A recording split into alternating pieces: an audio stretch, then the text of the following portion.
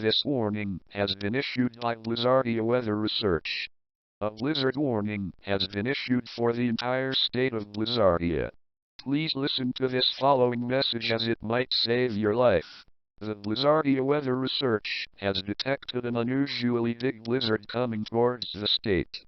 The blizzard is expected to affect the entire state for approximately 4 hours and is expected to arrive in 1 hour.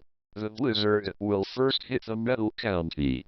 The reason why we think this is unusual is because our radar only detected it 20 minutes before we issued this broadcast. We will be looking into this with the special anomalies of Blizzardia. Don't worry. There is nothing to panic about. Here is a following list of instructions for everyone to follow after this broadcast is finished. First, lock your doors and windows. Make sure to seal them tight. Second, do not panic if your power goes out. Third, stay inside until all clear has been given.